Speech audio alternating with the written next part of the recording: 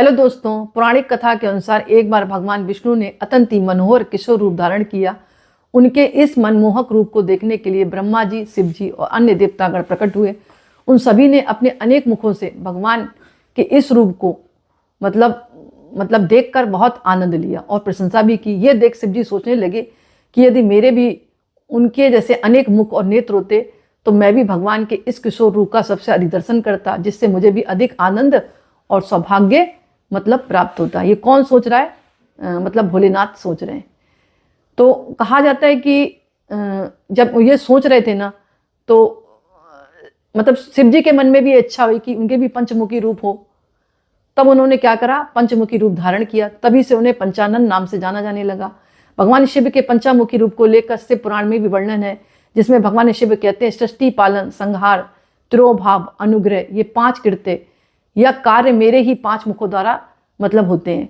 कहा यह भी जाता है कि भगवान शिव के 5 मुख में 4 मुख चारों दिशाओं में एक है और एक मध्य में है। भगवान शिव के पश्चिम दिशा का मुख सजोजात बालक के समान सच और शुद्ध निर्विकार है। उत्तर दिशा का मुख वामदेव अर्थात विकारों का नाश करने वाला। दक्षिण मुख अघोर अर्थात निंदित कर्म करने वाला। इसके अलावा वहीं शिव जी के पूर्व मुख का नाम तत्पुरुष है, जिसका अर्थ है अपनी आत्मा में स्थित रहने वाला। उधर मुख का नाम ईशान है, जिसका अर्थ होता है जगत का स्वामी।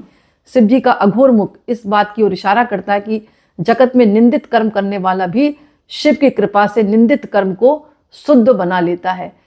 इस तरह बताए गए हैं। इन्होंने 5 रूप इन्होंने पंचमुख रूप लिया था, इसीलिए इनका नाम पंचानन कहलाया।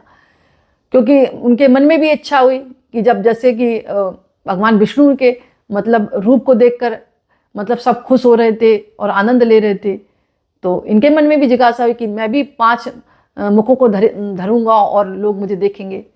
तो इसी तरह कहा जाता है कि 5 मुख जो उन्होंने लिए, जिसमें 4 मुख चारों दिशाओं में और एक मध्य में था।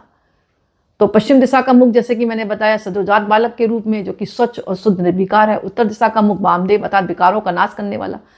दक्षिण मुख अघोर है अर्थात निंदित कर्म करने वाला भी भगवान।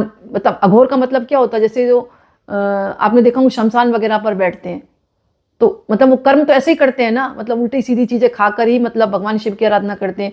तो भगवान शिव कहते हैं कि दक्षिण मुखी अघोर, यानी मैंने इस रूप को इसलिए रखा ताकि अघोरी भी अगर इस तरह के कर्म करते हैं तो भी मैं उनको अपने में अपने ही रूप में धारण कर लेता हूँ। शिव जी के पूर्व मुख का नाम तत्पुरुष है, जिसका अर्थ अपनी आत्मा में स्थित रहने वाला। उधर मुख का नाम ईशान है, जिसका अर्थ होता है जगत का स्वामी। तो शिव जी का अघोर मुख इस बात की ओर इशारा करता है कि जगत में निंदित कर्म करने वाला भी शिव की कृपा से निंदित कर्म को शुद्ध बना